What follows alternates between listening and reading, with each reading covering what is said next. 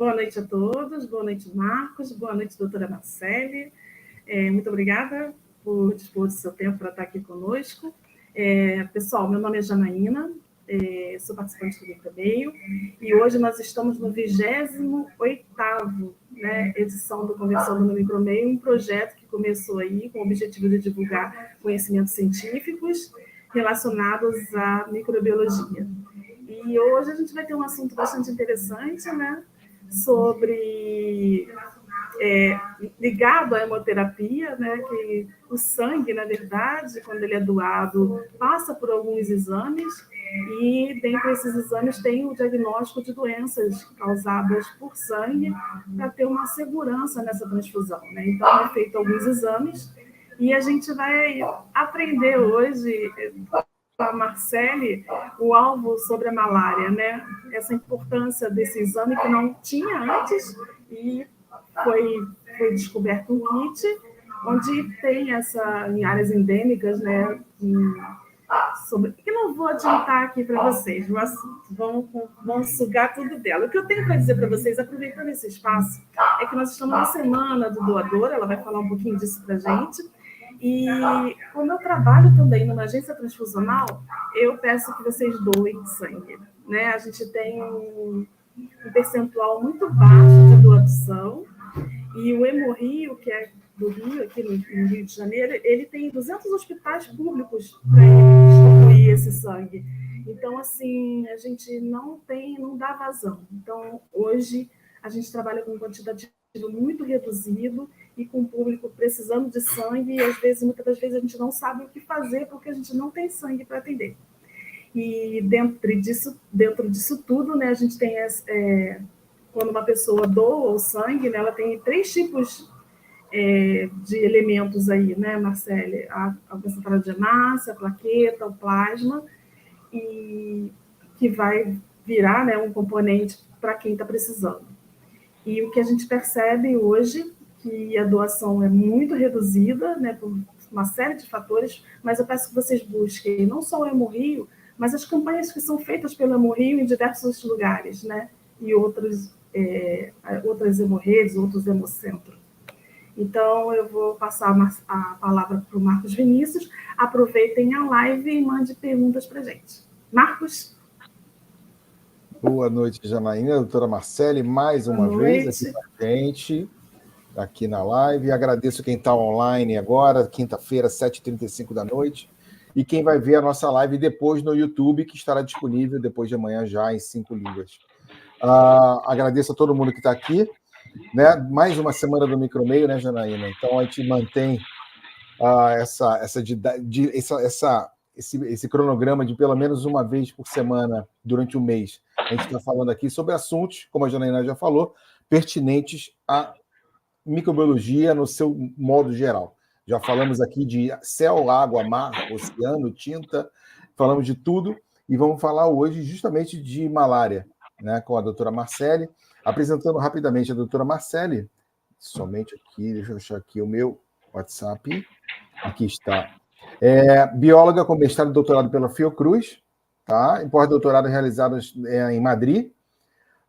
Foi pesquisadora do IOC da Fiocruz, trabalhou na coordenação do mestrado em HIV e hepatite viral do Gafreguinle, Unirio, e atualmente está como gestora da assessoria científica de Biomanguinhos. Falei certo, doutora?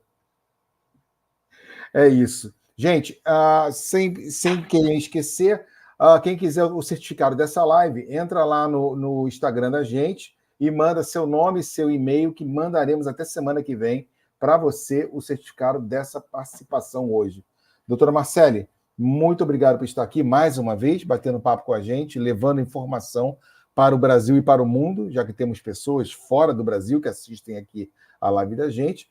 A gente agradece as quase 15 mil pessoas que se inscreveram no nosso Instagram e que seguem a gente, alguns mais assiduamente, como eu já vi aqui nos comentários, outros não tão assiduamente, mas que estão sempre lá dando uma olhada no que o Micromeio está publicando de novidade. Doutora Marcele, muito obrigada. A próxima hora é totalmente sua. Boa noite, Janaína. Boa noite, Marcos. Boa noite, pessoal, que está aí assistindo. É uma honra né, voltar a conversar aqui com vocês, né, agora com um público também internacional, né, às vezes, por mais que sejam brasileiros, mas residindo fora, né, e a gente sempre poder bater um papo sobre atualidades e curiosidades, né, um pouco sobre o nosso trabalho em prol da saúde pública, né, e do nosso SUS, né. Então, eu vou um pouco aqui já direto ao assunto, e aí depois a gente vai conversando um pouco sobre isso, e vou também levantar aí a bandeira que a Jana levantou, de, por favor, doem mais sangues, porque realmente, né, as doações estão baixas, e aí, como ela falou, desde a pandemia, né, existem algumas... O Hemorrio ou outras redes fazem alguns eventos de levarem uma van, né, até os condomínios para fazer essas coletas. Então, assim, hoje em dia existem outras maneiras da gente conseguir aumentar o número de doações.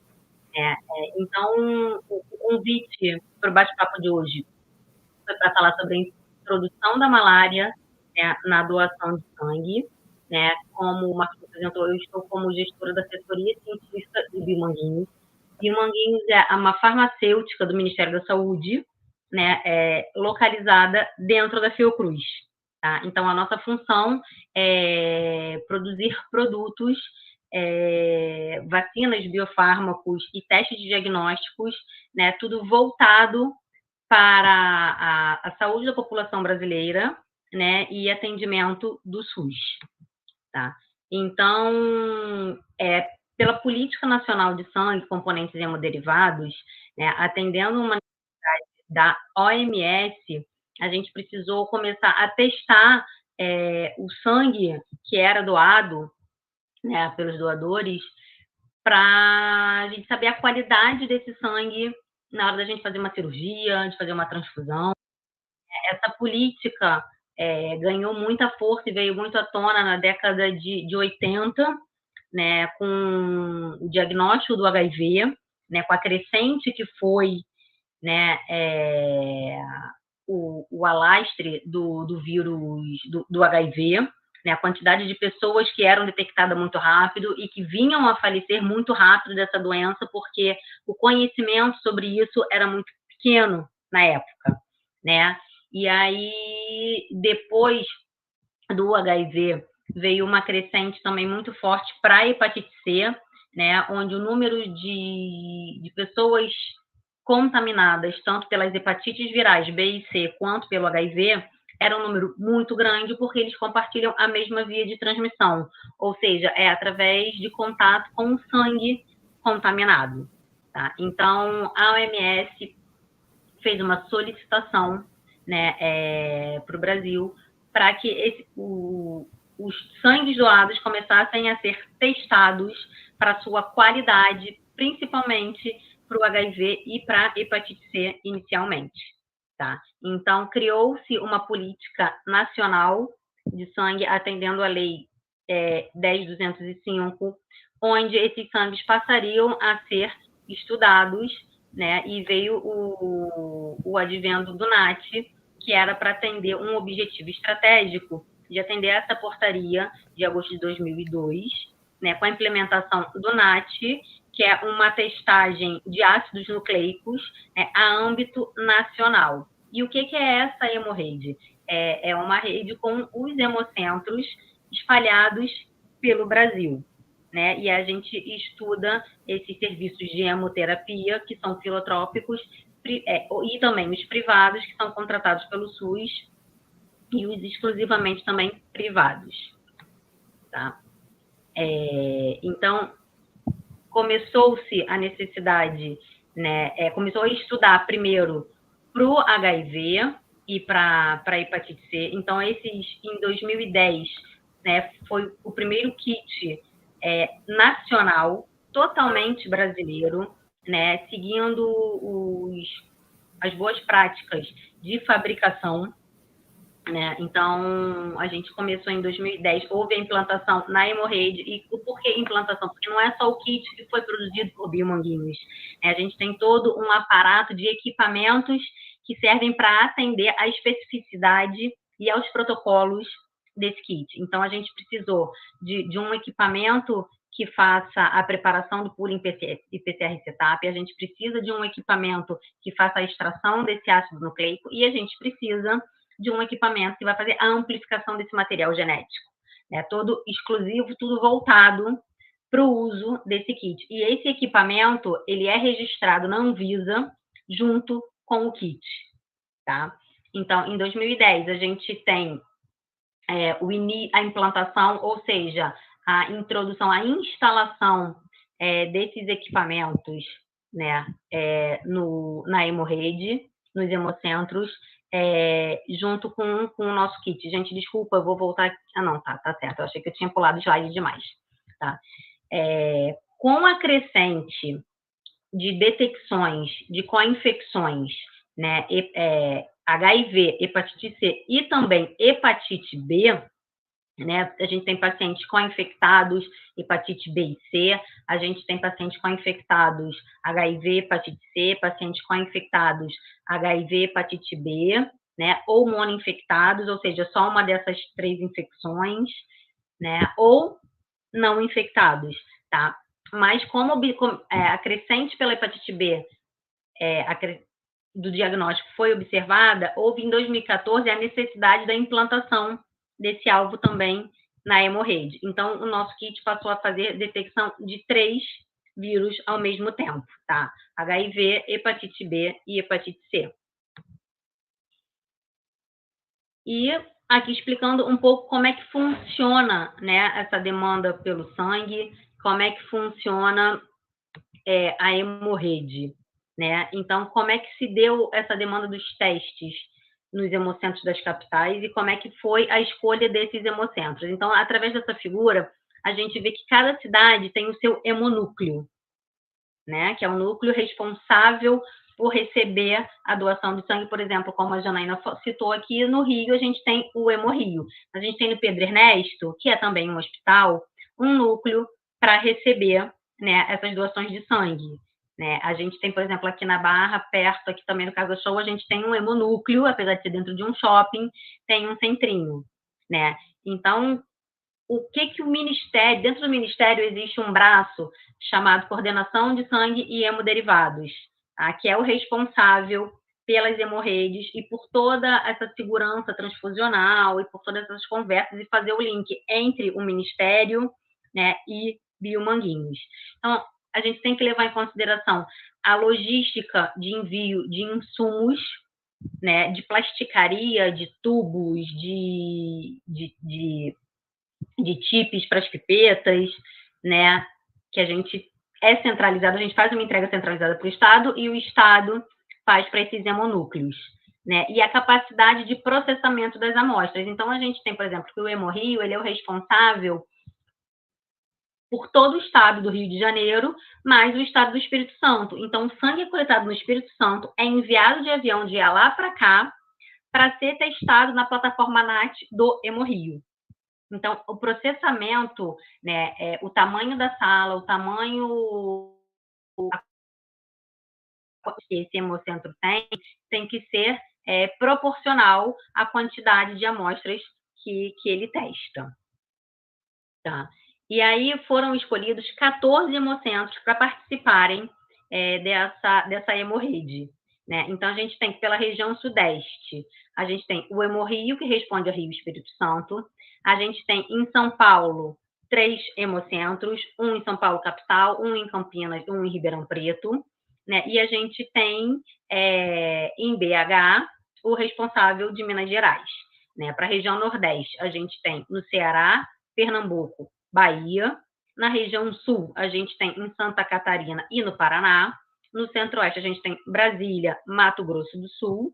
E no norte, a gente tem Amazonas e Pará. Tá?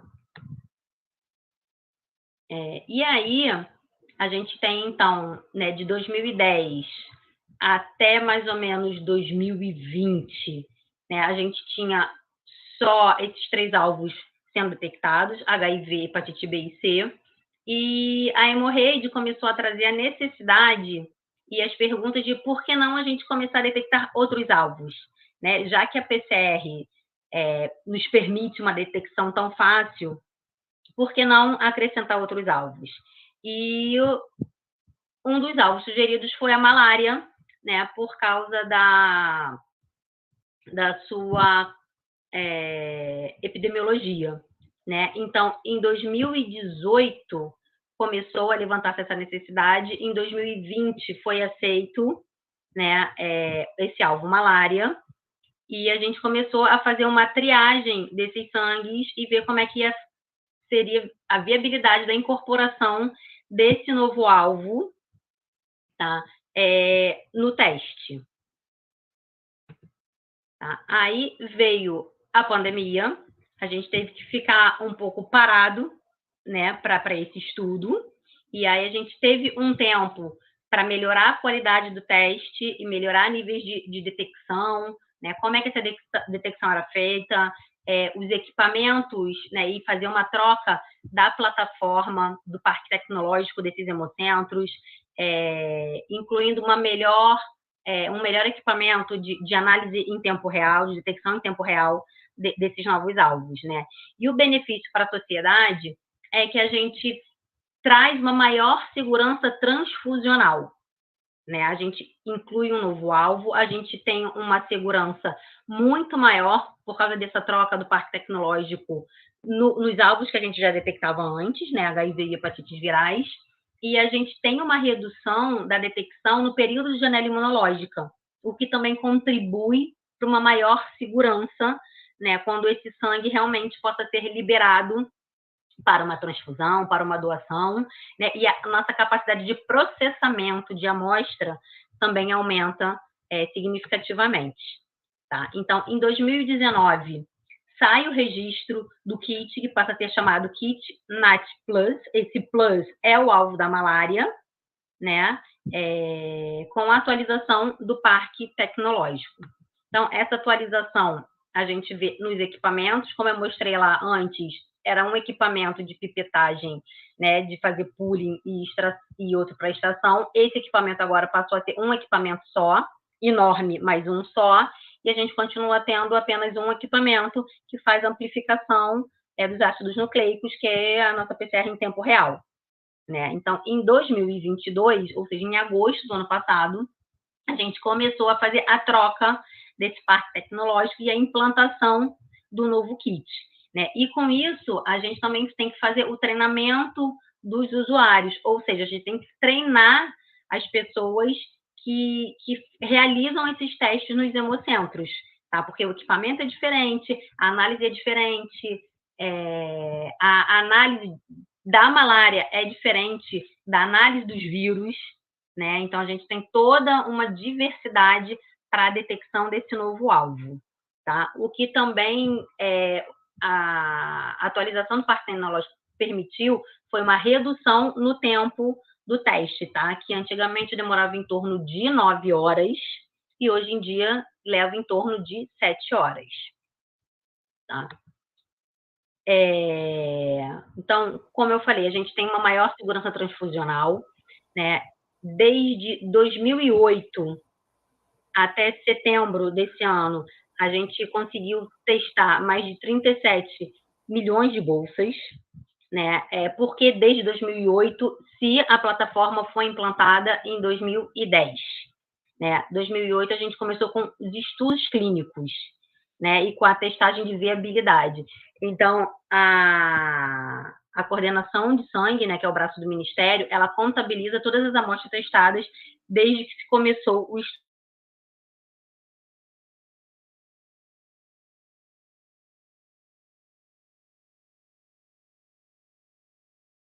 A doutora Marcele travou. Eu até esperei um pouco para ver se era aqui, né? Porque às vezes a minha internet não fica boa. Doutora Marcele, está ouvindo a gente? Se você estiver ouvindo a gente, quiser sair e retornar, tranquilo. Travou. Senão, aguarda um pouquinho.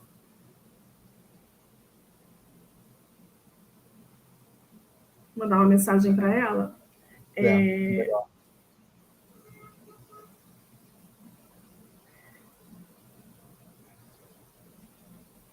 O pessoal que está assistindo a gente, que tanto o pessoal da hemoterapia quanto o pessoal em geral que queira perguntar, pode enviar a pergunta para a gente e a gente vai passar aqui para ela, tá bom? Eu já tenho algumas, estou segurando aqui. Eu vou pedir aqui, pode... Acho que ela não... ou ela saiu ou travou mesmo.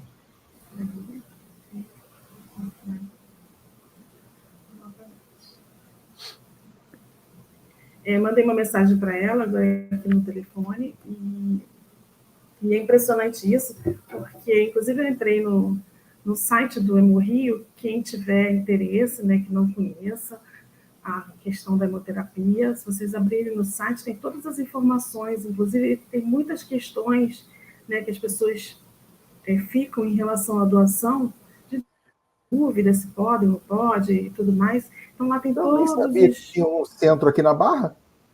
Acabei de saber agora. O que a gente... Eu nem sabia disso. Na verdade, Marcos, provavelmente é particular, né? Porque a gente tem duas... será? Ou é algum braço do Hemorrio que está aqui na Barra? Não acredito, não. Assim, a gente pode perguntar para ela ou entrar aqui e ver quem souber. Já tive vários momentos de doar, só que não tem como de atravessar a cidade, entendeu? Exato. Esse é o grande problema. Eu acabo, eu queria doar, mas não vou porque ia atravessar a cidade o dia inteiro para chegar lá. Exato. Agora, é o problema de muitos, e inclusive a localização do Hemorrio não é boa, né? De estacionamento, até chegar lá e também a localização, né? Não favorece muito, né? É bastante antigo, né? Para quem não conhece aqui no Rio de Janeiro, ali perto da Cruz Vermelha, perto ali do Inca, é aquela área ali onde Presidente Vargas, você não tem onde parar o carro. Ela mandou um áudio, só um instantinho, que eu já vou deixar aqui para... Melhor pedir para ela sair e entrar de novo.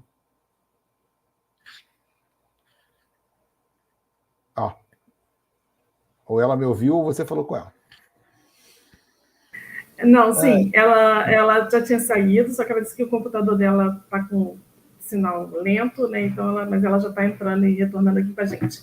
Então, assim, tem essa dificuldade, mas o Hemorrio tem feito campanhas, né? Então, assim, ele vai realmente em alguns lugares, né? Isso é divulgado, né?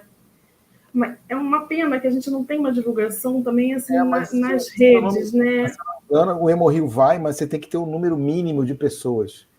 Porque eu já tentei ver com o RH da minha antiga empresa para trazer e fazer uma coleta de sangue dentro da empresa, e como a empresa não tinha o número X, eu não lembro quanto é que era, 200 pessoas, 300 pessoas, aí o Hemorrio não poderia deslocar aquela unidade móvel, né? Sim, eu já doei, quando eu fazia a faculdade, eu doava na minha faculdade, porque era aquela unidade móvel, todo mundo ia lá, e aí ganhava bolinho depois, pirulito e tal, doava sangue, mas tem que ter um número mínimo de pessoas, então, até para poder fazer. Mas o fato de ter um centro aqui na Zona Oeste é legal, porque eu não sabia.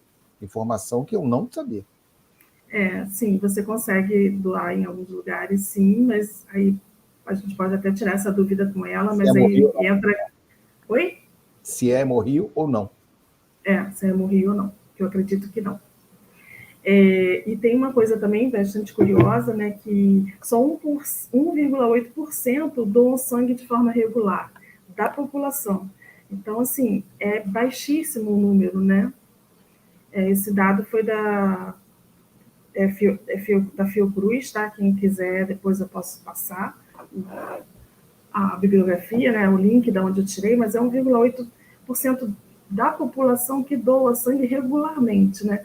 É muito pouco. Então, assim, é muito pouco, tá? Porque um hospital tem uma demanda altíssima, né? De cirurgia, oncologia, pacientes de acidentes graves e tudo mais, então você não consegue dar suporte. Lembrando que é ilegal comprar ou vender sangue. Exato. A gente teve uma campanha recente, né? Ainda é ilegal, não sei se vai mudar alguma coisa. Porque então, nos Estados Unidos eu sei que não é, acho que, se não me engano, não é assim. Tem lá a dinâmica lá é outra. A gente tem Voltou? Voltou. Voltei, gente. Desculpa a vida como ela é, né? A tecnologia vem para nos ajudar, mas infelizmente, né, essas coisas acontecem. Não, tranquilo, a gente estava batendo papo aqui. Não tem problema não. Eu costumo dizer que é com emoção fica tudo melhor. Sempre. Marcelo, inclusive, a gente estava com uma... então, a gente estava aqui com um questionamento em relação a esse Hemocentro aqui na Barra. A Barra, para quem não é, né, do Rio de Janeiro, né, é zona oeste do Rio, né, e quem não está em outro lugar, mas acho que todo mundo... É o braço do Hemorrio ou é particular? Eu acho que ele é particular, tá? Ele não chega a ser um hemocentro, é um ponto de doação.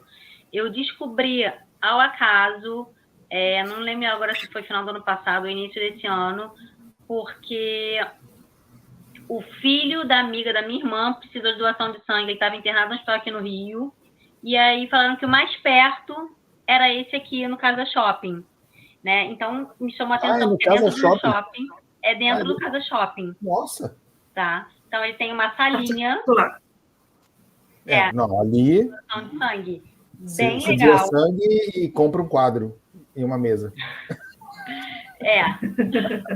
Mas assim, são o que a gente chama de hemonúcleos, né? Então, os sangues daqui que são doados, né, em qualquer hemonúcleo, que não num hemocentro estilo Hemorrio, né, como a gente falou do próprio Pedro Ernesto, eles são enviados diariamente, ou pela noite, ou num horário bem cedo pela manhã, para os que a gente chama de CITNAT, né, para os centrais representantes do estado ou da região, né? Então, por exemplo, o Hemorrio, ele começa a receber as amostras por volta de 7 horas da manhã e ele tem que esperar dar um quantitativo razoável para começar a testagem. Então, eles começam essas testagens no equipamento por volta de 9, 10 horas da manhã, e aí conta essas 7 horas para começar a sair o resultado dessas bolsas.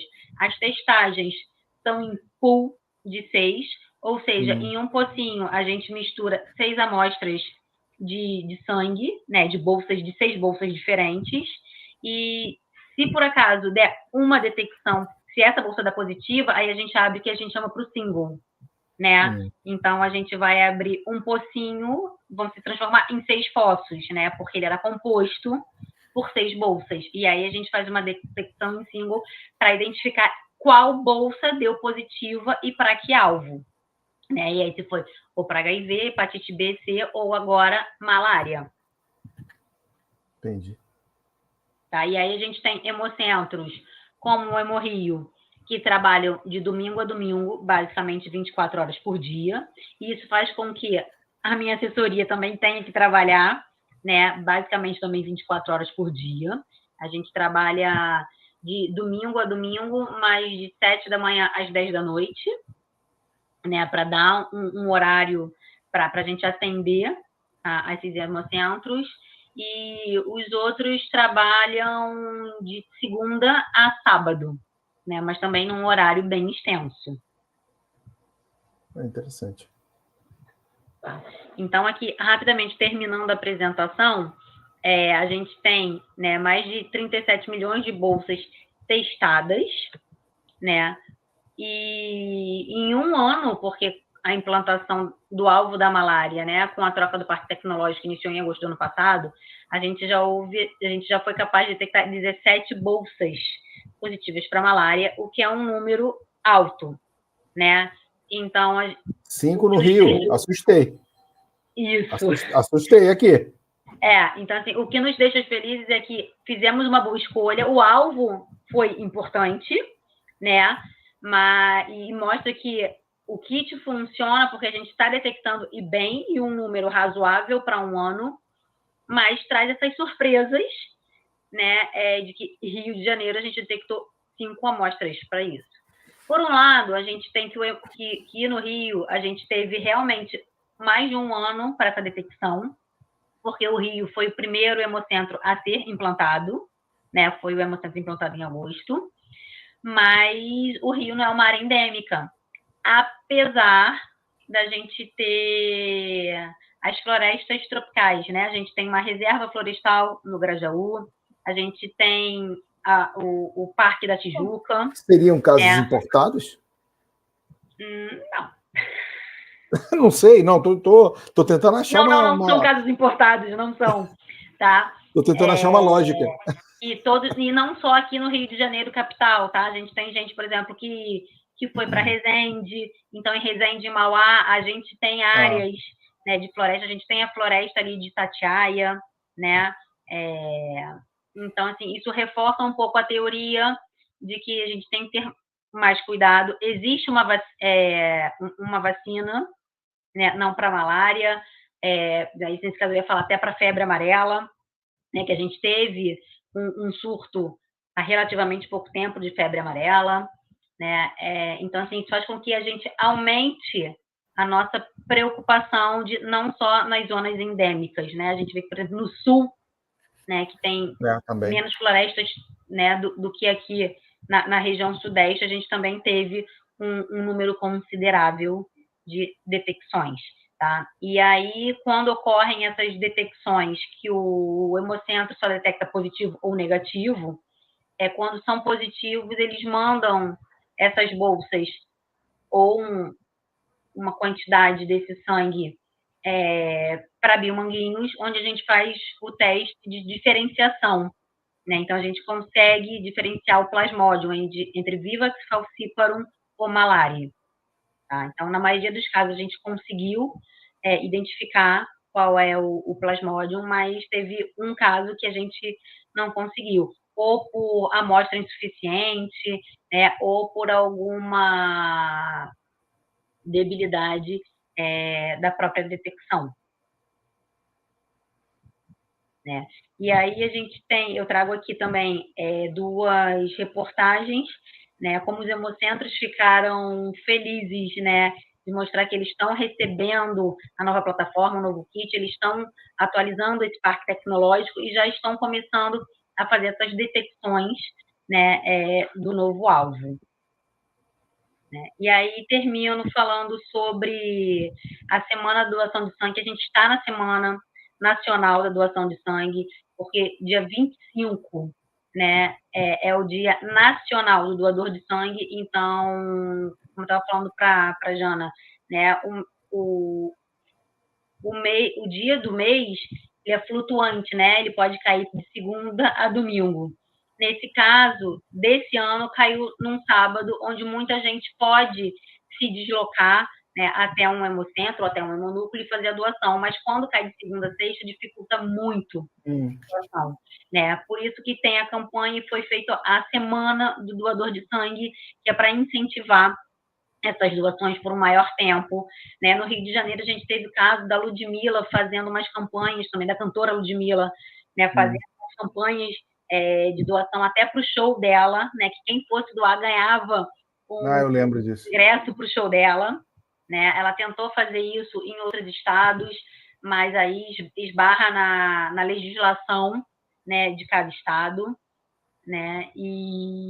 Mas mesmo que você não ganhe financeiramente, né, ou não ganhe um ingresso, eu acho que você ganha em saúde e informação, em saber que seu sangue está salvando a vida de alguém ou contribuindo para isso. Né? Eu acho que isso é muito importante. É legal também trazer um pouco dessa informação de como funciona, né, de como é essa realidade, de como a gente se empenha, a gente se debruça nessa realidade que acaba sendo invisível, né, para muita gente, que as pessoas às vezes não têm ideia, né, do trabalho que a gente faz por detrás para que uma gota de sangue possa valer a pena e do quanto isso é importante, né, para a população. Então, é um trabalho lindo, com um produto 100% nacional, tá? E 100% SUS. Tá? Então, gente, por favor, vamos doar sangue.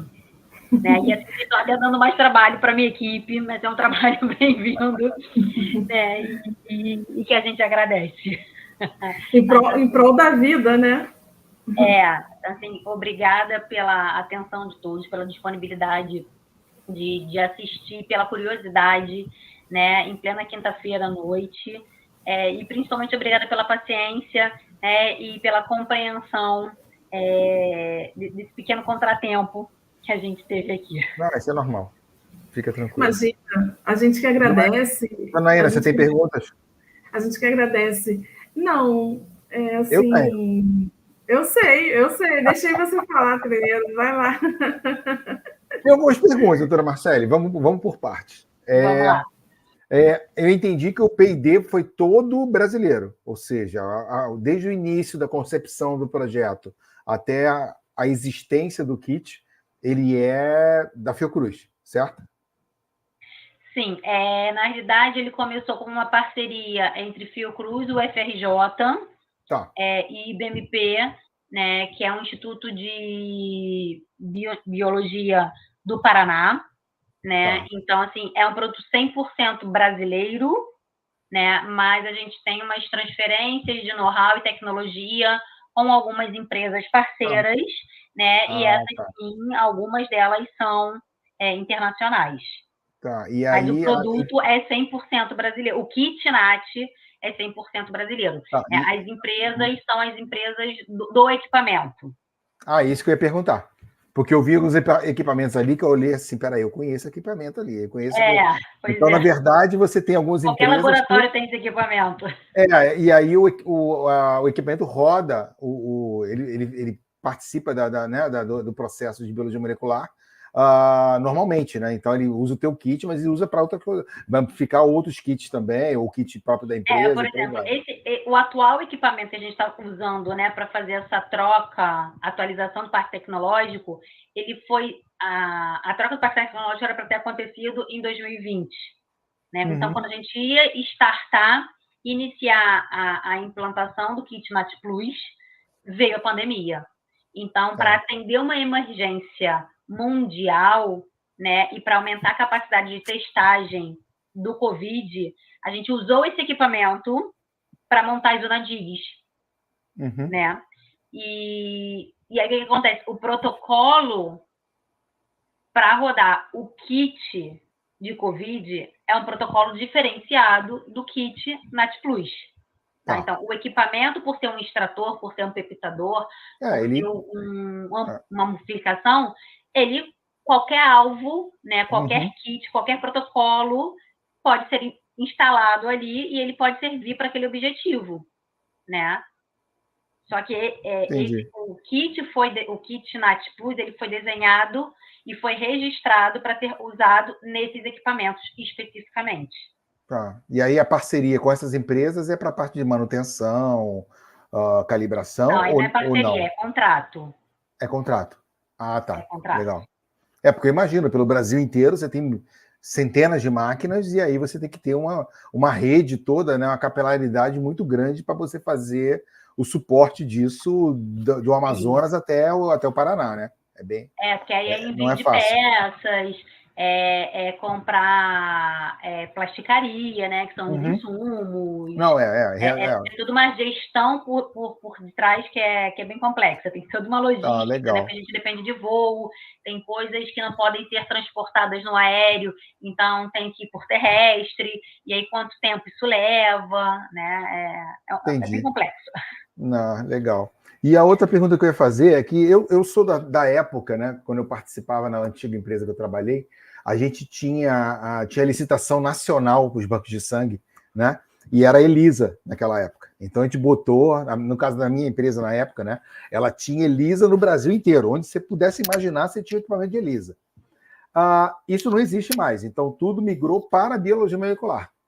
Ou não? É o padrão ouro, né? Eu não trabalho mais nessa área, então eu não sei hoje como é que é a dinâmica da coisa. Então, naquela época, eu estou falando há 15 anos atrás, então era ELISA, agora migrou tudo para Biomol. Mas além do kit da Fiocruz, né, existe mais outros kits que você trabalha dentro da bolsa de sangue, ou são só esses vírus e mais a malária que é buscado? Ou tem outras coisas?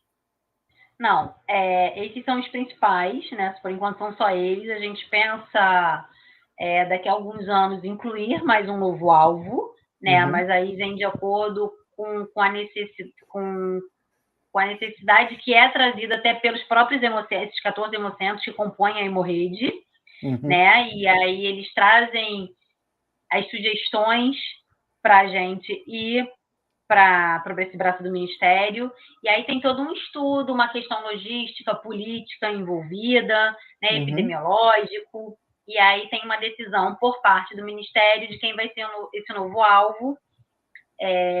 Eles avisam a Biomanguinhos, que tem um laboratório de desenvolvimento, que vai adicionar esse alvo, né, num novo kit. E aí tem todo um estudo para ver essa viabilidade, né, para a gente ver como é que vai ser essa distribuição, tem todo o registro, né, e aí tem um tempo na Anvisa para ver se a gente preenche todos os pré-requisitos, né, de um registro, e aí a gente tem que ver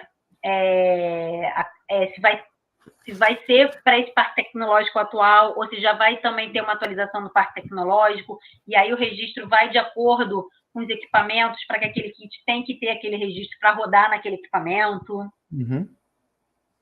Entendi. Não, então é bom que não é uma coisa estática, né? Na verdade, a gente pode esperar nos próximos anos alguns outros alvos sendo incluídos nesse leque para testar a bolsa de sangue de todo mundo, né? Até mesmo como você falou, às vezes a realidade do Norte e Nordeste não é igual a do Paraná, não é igual a do Rio. Tudo bem que me surpreendeu de novo a malária aqui no Rio, porque, se eu me lembro, teve um caso de malária no Rio de Janeiro, acho que nos últimos 5 anos, teve um, de uma pessoa que estava andando, justamente um ciclista que estava andando pela Floresta da Tijuca.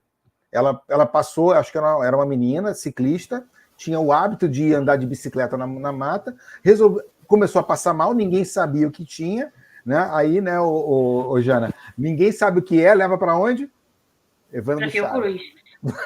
Ou vai para parar lá. Vai parar lá no Fiocruz. E aí pegaram, assim, malária. Eu lembro que saiu no jornal, tipo assim, malária no Rio de Janeiro. Ficou todo mundo, tipo assim, meu Deus. E aí o local onde ela andava, né, ela de bicicleta, é um local famoso aqui no Rio, que é a Vista Chinesa, ficou todo mundo assim, meu Deus, não pode ir lá, tem mosquito lá. Porque a quantidade de corredor e ciclista lá é imensa, né? É um local bem movimentado, bem conhecido por esse público, né? Mas, assim, o mesmo caso, como eu citei, foi para a febre amarela, que existe uma vacina, né, bem eficaz, mas, por exemplo, há 4 anos atrás, o pai da minha comadre morreu de febre amarela sem diagnóstico. Tá? Nenhum hospital conseguiu fazer um diagnóstico. E aí foi isso, assim, ele ia para o hospital com febre, tratava uma febre, mandavam para casa, ele voltava no dia seguinte, continuava com febre, dava um outro remédio e voltava para casa. E aí a gente ficou no desespero, colheu o sangue, levou para a Fiocruz, que quando saiu o diagnóstico, ele tinha acabado de falecer. Nossa Senhora. Então, assim, é isso.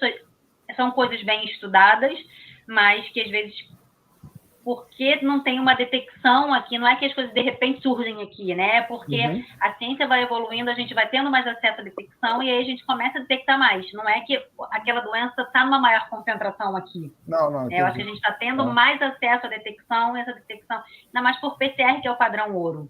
Né? Então, um pouco relacionado à sua pergunta lá atrás, o que fazia? A gente tem a parte de sorologia e a gente tem a parte do laboratório do NAT. Né? Então, um era complementar ao outro. Então, às vezes, quando eles suspeitavam de uma malária, eles faziam gota espessa. E hoje em dia, a gota espessa está ficando, né, para trás e até um pouco esquecida, porque a PCR é padrão ouro. Então, se detectou na PCR, é desnecessário você perder o seu tempo fazendo a gota espessa. Né? Aí você vai perder tempo, vai perder dinheiro e com um resultado que é muito mais seguro que já está ali. Então, é a gente trabalhar e investir no conhecimento. E, Marcele, o alvo foi escolhido, eu vou falar porque eu li em algum lugar, mas eu não sei se é fato, né? E você pode me responder isso. Também porque você aumenta a chance de doador nas áreas endêmicas de malária, não é isso? Também? Sim. Fica, né? Principalmente na escolha do alvo transfusional no norte.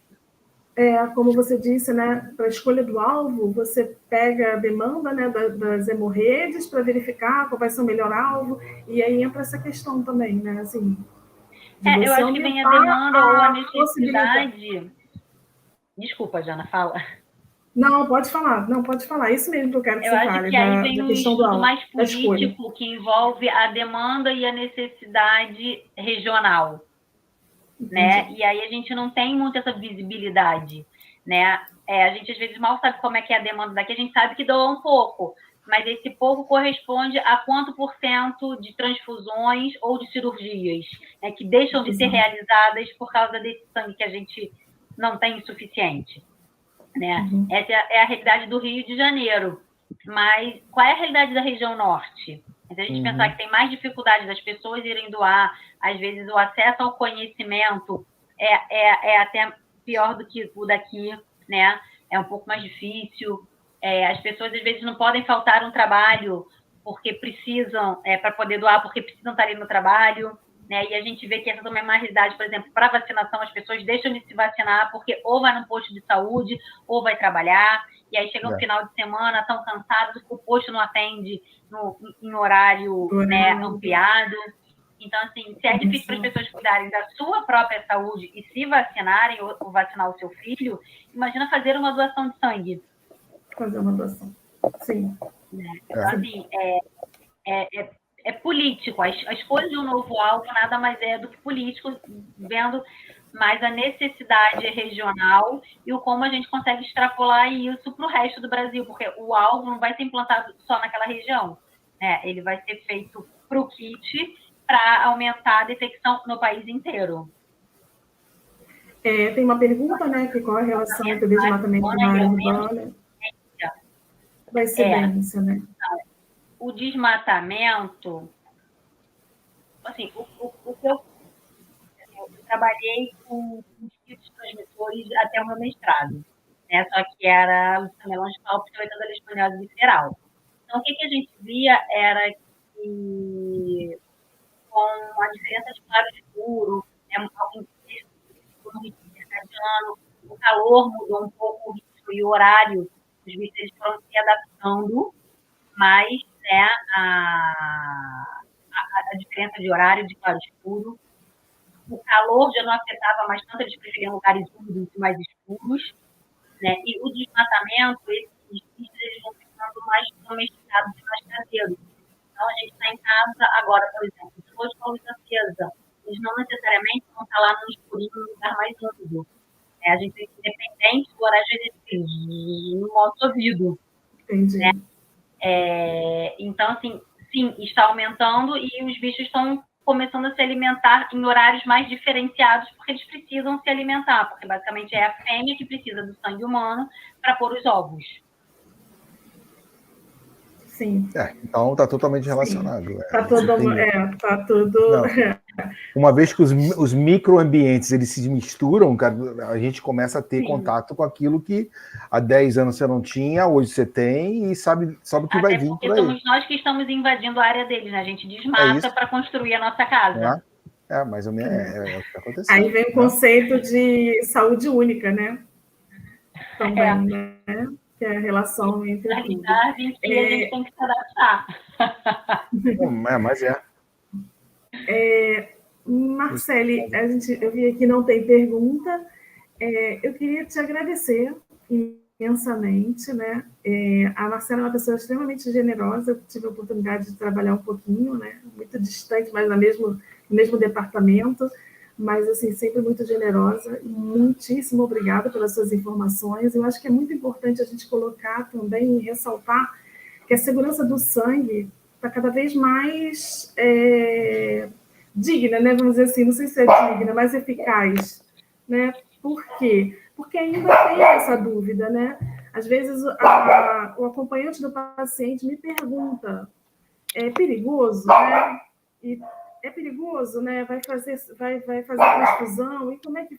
Então, assim, ainda tem essa questão, né? Então, cada vez mais a gente tem a segurança na transfusão. Eu acho que a gente ainda carrega aquele estigma do HIV, né? Que veio muito grande, muito assustador, né? E tem uma transfusão sanguínea, e aí foi descobrindo as hepatites virais também.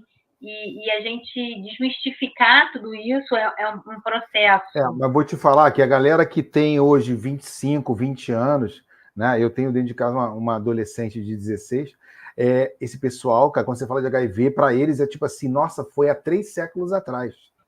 Então, não é a nova geração, ela não é. A minha geração, de novo, eu já falei isso aqui várias vezes, né, Jana, nas lives. A minha geração é a geração do Renato Russo e do Cazuza. Eu vivi aquilo quando os caras estavam no show e quando os caras morreram. Então, para mim, o HIV era uma coisa tipo assim, meu Deus do céu, HIV.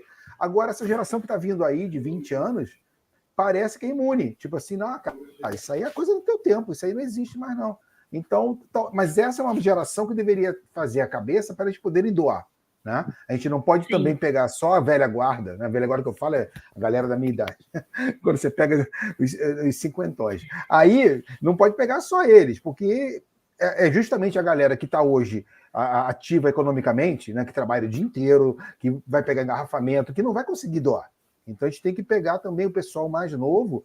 Aí o mais novo, óbvio, não vou falar o menor de idade, mas eu vou falar a galera de 18 a 30 anos, né? E que não tem esse trauma de HIV, porque o cara tem que doar sangue, tem que doar. Aí, nesse sentido, eu acho que falta mais campanha. A campanha é feita. Mas eu acho que além da campanha, eu acho que é um espelho, né? O filho é o reflexo do que ele vê em casa. Então, se ele cresce vendo os pais ou os tios, algum parente, né, indo doar, ele vai se interessar, ele vai começar a ficar curioso por quê. Isso é fundamental. Fundamental. E aí ele começa aí também. Inclusive, no site do Hemorrio, tem lá a idade, se eu não me engano, 12 a 16 anos, e já pede para baixar o termo ali na doação. Então, assim, quem tiver interesse, entra no site do Hemorrio, verifica essa informação, está na página principal. Ah, legal, para poder pegar um nicho que não pegava antes. Venham vocês antes era só maior de idade. doarem sangue, menor de idade, aí está lá. Baixem o termo, aí está lá. Clica tem mais de 50 quilos. Então, se tiver menos de 50 quilos, não rola. Mais de 50 quilos, né? Mas, então, assim, você tem hoje cada vez mais campanhas, né, para que tenha um maior público. Tem o Hemorrio que vai aos lugares. Então, assim, fiquem atentos com isso. E tem a segurança, sim, tá, gente?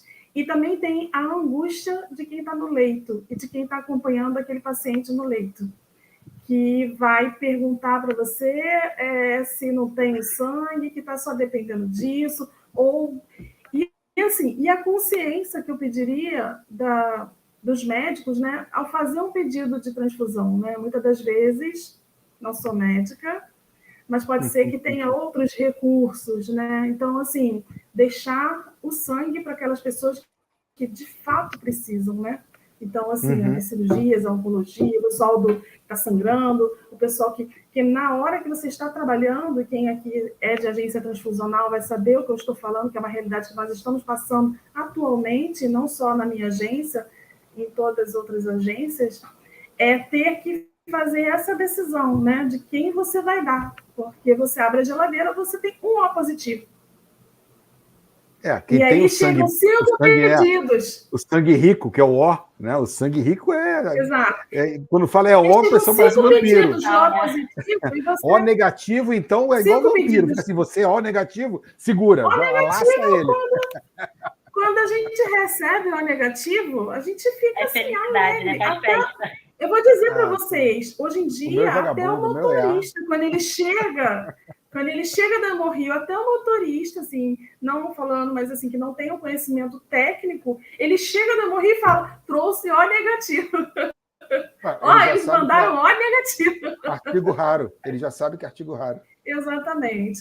Então, assim, encerrando com vocês, eu queria dizer mais uma vez que eu agradeço muito a Marcele por dispor desse tempo. Eu sei que ela trabalhou hoje o dia inteiro, nós aqui, e a gente está aqui com vocês, passando informação. Ela fez essa apresentação para vocês, como diz o Marco, sem patrocínio, né? Gratuitamente.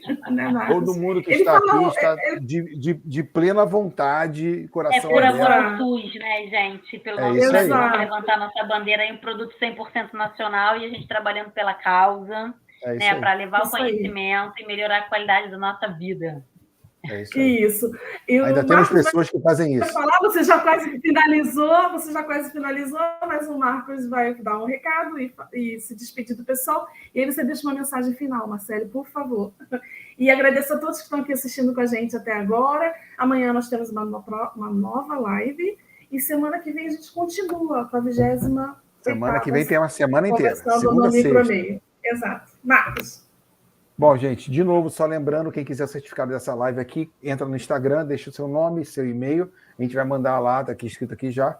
A semana que vem a gente está mandando para vocês, tá bom? A gente agradece todo mundo que está aqui, como a doutora Marcele falou, quinta-feira. Amanhã eu falo, a minha deixa é falar assim, gente, hoje é sexta-feira e tem gente aqui vendo a gente ouvindo. Esses são os tarados da ciência, porque numa sexta-feira tem que se gostar muito. Então, obrigado a todo mundo. Quinta-feira à noite, agora, todo mundo cansado, vai todo mundo descansar. Amanhã tem mais, semana que vem tem mais. Quem perdeu a live hoje, entra lá no YouTube. A partir de amanhã já vai estar lá disponível a live com a doutora Marcele, falando desse produto de 100% Brasil. Doutora Marcele, o fechamento é seu. Gente, queria agradecer a vocês pelo convite. Tá? Sempre que possível estarei aqui com vocês, né? Trazendo novos alvos, trazendo novas informações, falando sobre outras coisas. Né? Obrigada a todos que assistiram, né, por terem o interesse em aprender um pouco mais, né, ou até levar a ciência um pouco mais de conhecimento, né, também para a população. E, por favor, doem sangue. Um abraço tchau, gente. a todos. Tchau, gente. Tchau. Tchau, Marcos. Tchau, Marcelo. Até amanhã.